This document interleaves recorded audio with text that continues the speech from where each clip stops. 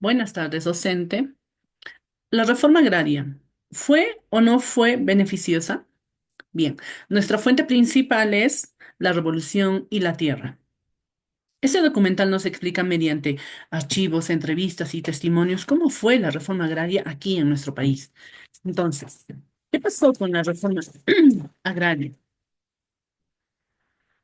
Esta reforma agraria se discute desde los años 50. Surgieron dos movimientos. Primer movimiento fue el movimiento revolucionario de izquierda, patrocinado por Luis Puente Uceda y el Ejército de Liberación Nacional. Definitivamente hubo muchos antecedentes para que se diera todo esto.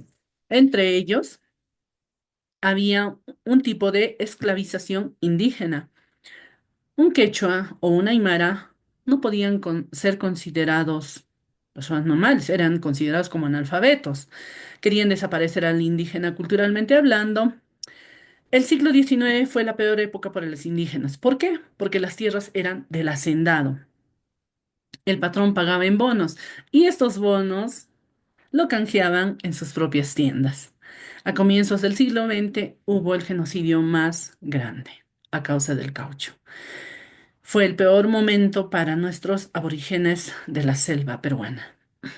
En el régimen agrario se contrataba en base a posesión, por una hectárea, media hectárea, depende.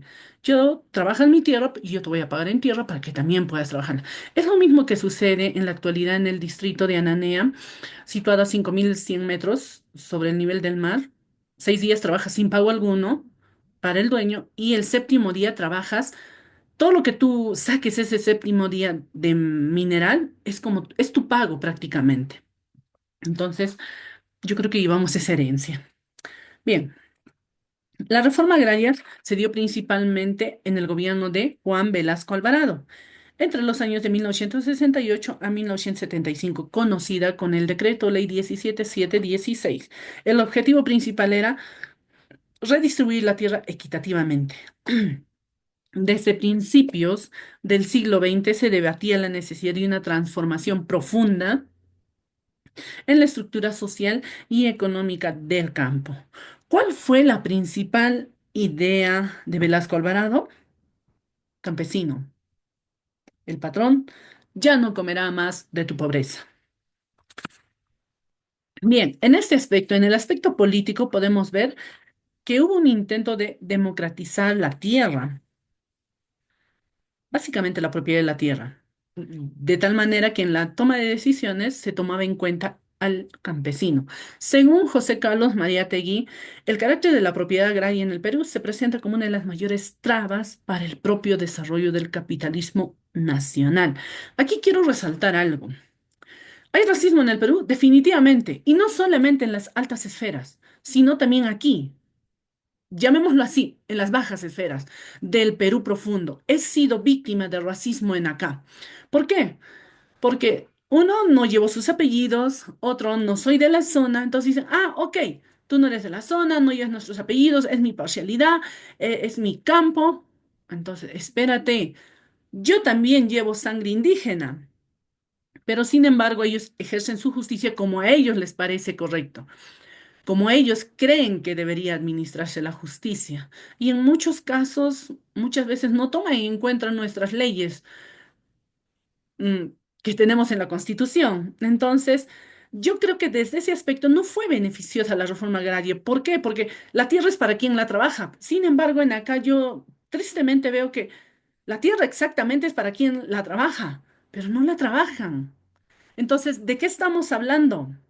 Ahora, lamentablemente, y según el Instituto de Estudios Peruanos, la reforma agraria entre 1969 y 1980 significó la expropiación de 10,5 millones de hectáreas, equivalente al 56% de tierras cultivables. Durante este tiempo, esas propiedades se convirtieron en cooperativas. Un ejemplo sería la cooperativa azucarera, Casa Grande, ¿ya? Los cuales fracasaron rápidamente. ¿Por qué? Yo creo que muchos tenemos diferentes respuestas. El Instituto Nacional de Estadística e Informática dijo que este periodo trajo graves consecuencias para la producción alimentaria. Mi conclusión, ¿la reforma agraria no fue beneficiosa para el Perú? No, definitivamente no. Uno, ya lo dije. Otro, porque en sí no fue una reforma agraria, fue una reforma laboral, porque el campesino, ok, yo te trabajo la tierra, pero necesito un salario, que me pagues en monedas, ¿no? En billete nacional, no en bonos o en lo que se pagaba anteriormente, no.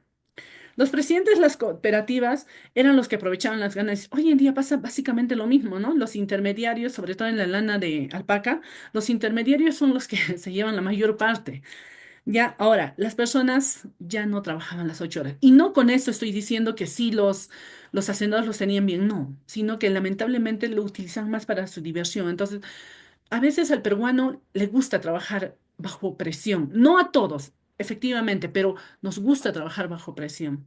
Entonces, en este aspecto no cumplieron, lo dejaron así y todo eso trajo una escasez de alimentos. Hay un dicho que dice, si el campo no produce, la ciudad no come. ¿Y cuán cierto es eso? Muchas gracias.